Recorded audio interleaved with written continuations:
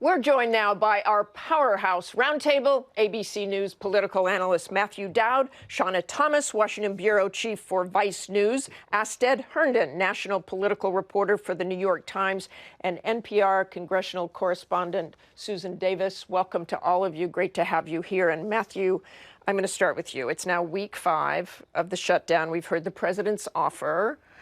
We heard the tweet. You heard the reaction from both sides. Does that speech, does this tweet today about amnesty perhaps in the future move the needle at all? Well, I find the president's one speech yesterday and his way he's conducted himself in the last few days odd on 3 levels, really. First, he's describing this as a negotiation, but only Mike Pence, Mitch McConnell, and Jared Kushner met. And then they present him with a plan, never having met with Nancy Pelosi or the Democrats on this. It'd be like you and I deciding what was good for NBC News and saying, here's our compromise, this is what we've decided. The second thing is, they call it a compromise, and this is a problem. The president calls this a compromise that he created. He created the DACA problem. He created the refugee problem. And now he wants to say, I'm going to solve the problem I created by you giving me $5 billion. To me, it doesn't make sense. And third, really importantly, I don't understand what politics he thinks this is. The majority of the country is against the wall. The majority of the country doesn't approve of this president. I think 29% only support it strongly. The majority of the country blames the president for this shutdown. And we had an election a few months ago almost on this exact issue, and the Democrats won historically. The president's party and the president had historic losses on Election Day. So I don't get the politics of this and the negotiation tactics and the compromise of this. Does anybody get the politics on this one? Oh, okay, a unanimous. Not really, but I think also from his speech, he was trying to signal something, because he very specifically said in that speech, I don't want a 2,000-mile concrete border wall. He said all the things that we've heard before about how there are mountains and rivers and there's other things to stop it. So he's trying to sound at least like he's coming to the table, even if, as Matthew pointed out, that none of the things he's offering are things that will actually bring the Democrats to the table, because they think, one, this should be argued about once the government is reopened or the parts of the government that are closed to reopen, and two, he created some of these problems himself. And what about the amnesty? I mean, the tweet was really interesting. Democrats turned down my offer yesterday before I even but he'll work out amnesty perhaps in a future deal. Is that something, Ested? Yeah, I mean, it's something that he's trying to signal that he's trying to make a compromise. And we heard that in the shift in rhetoric and now in the shift of policy, whether it's a problem he created or not. But I think it's interesting. You read the Ann Coulter tweet earlier that this has a risk of angering his own base. I mean, this is a base that he is actually whipped against this issue, saying things like DACA. If they didn't like yesterday, they won't like what they saw today. Exactly. And I'm saying things like DACA, things like TPS are things that they stood against. And now for a border wall that he said that he alone could do, that he would do kind of unilaterally, he's offering things that they may not love. And so it's interesting, the politics here, because it might have a risk of angering the conservative base, while Democrats are united against it already. This is an issue they find kind of morally enraging. And so Democrats aren't going to budge at all, but who might budge are some conservatives who are still sticking with him, who don't like these things he's offering. And Susan, this comes a week after President Trump and Speaker Pelosi traded some very big jabs, one about the State of the Union, but Pelosi calling on the president to delay that. But President Trump canceling effectively her trip to Afghanistan. Does this really make the matters worse? Yes. I mean, this is not going to be a Ronald Reagan, Tip O'Neill kind of relationship between Donald Trump and Nancy Pelosi. What Nancy Pelosi has an advantage here is she has worked with Republican presidents before. She was Speaker under George Bush. They had to cut some uncomfortable deals. She knows how to do it. I think the president's adjusting to having a very strong opposition on Capitol Hill, which is something he has not had to face yet as president. And I think they're trying to figure out how to do this. You talked to the point of the conservative base. Let's not forget the Democratic base in this debate, right? If you look at how what the president offered yesterday was being received by immigration rights activists, by the Dreamer community, they are saying, under no circumstances should you accept this deal. So why does Nancy Pelosi or any other Democrat on Capitol Hill, coming off of this election where they just won big, look at what the president has put on the table and say anything but, no way? And I think part of the thing is, I mean, I get the moral equation of this, but every time somebody uses the moral language, it automatically backs everybody into a corner. I think the real question is, what's the efficiency of this? I mean, if you break apart this problem into 3 sectors, this won't solve, the wall as he's proposing won't solve the drug problem, as we all know from the stats where drugs come in and all that. It won't solve the terrorist problem.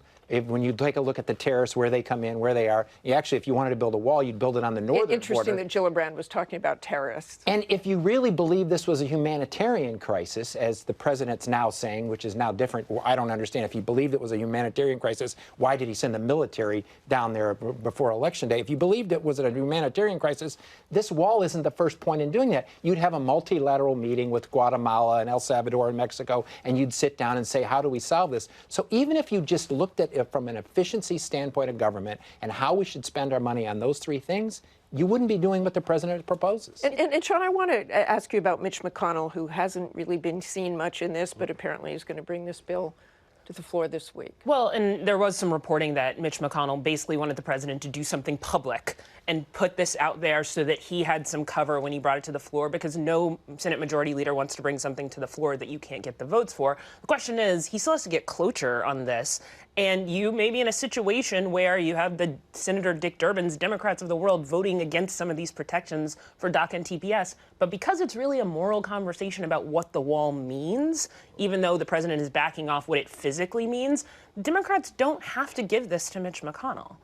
And as said, federal workers have already missed one paycheck, and if this continues, they'll miss a second paycheck, and that's really having a devastating impact on some of them. Right. I mean, there's the political games here, and there's very real consequences for a lot of federal workers. I mean, we've seen kind of devastating scenes of food lines for folks who have jobs in D.C. but are furloughed right now. And I think the impact, as it gets more real, we're seeing that have a kind of viral internet effect, and we're seeing just increasing pressure put on the president and put on Republicans, I think, specifically, to kind of look at those folks and to solve that in a more humane way. And so I think that when we get to things like paychecks and missing second paychecks, these are mortgage payments. I mean, these are real impacts that are having on people's lives, and that is kind of the first thing that kind of should be brought to mind here. Well, go ahead.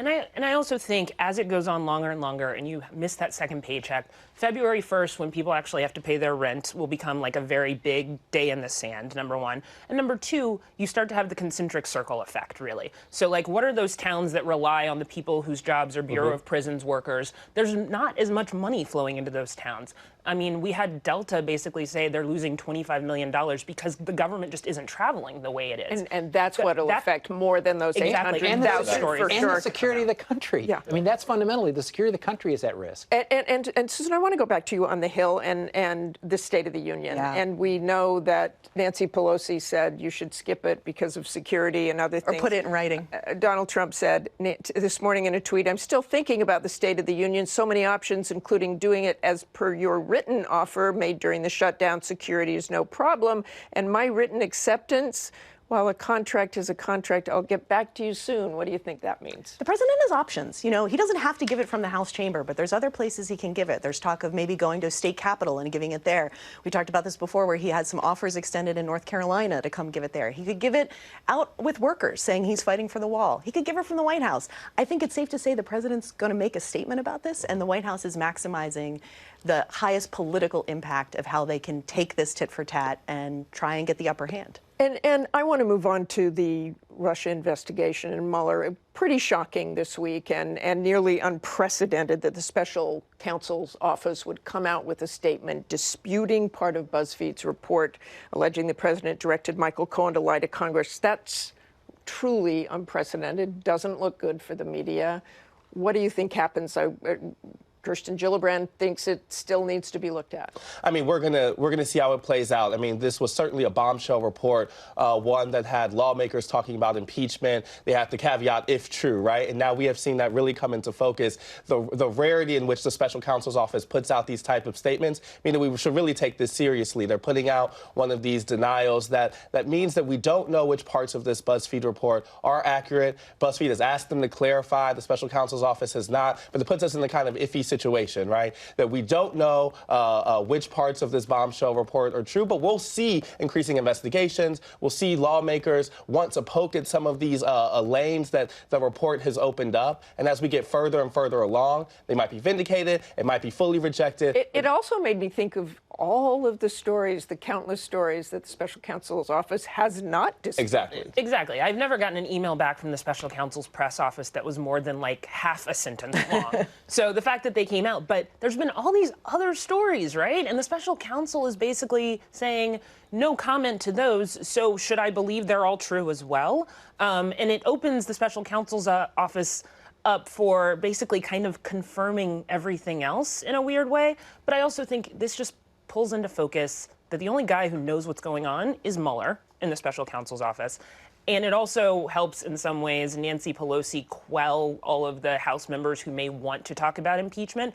Okay, so like we can't go down the BuzzFeed impeachment route. Why don't we just wait for Mueller? But not a great week for the media, Matt. We got to go. Well, I just think this is a time when the media and everybody ought to approach everything calmly and methodically. But for the president and his supporters to accuse the media of making mistakes, they're not the best vehicle. Hi, everyone. George Stephanopoulos here. Thanks for checking out the ABC News YouTube channel. If you'd like to get more videos, show highlights, and watch live event coverage, click on the right over here to subscribe to our channel. And don't forget to download the ABC News app for breaking news alerts. Thanks for watching.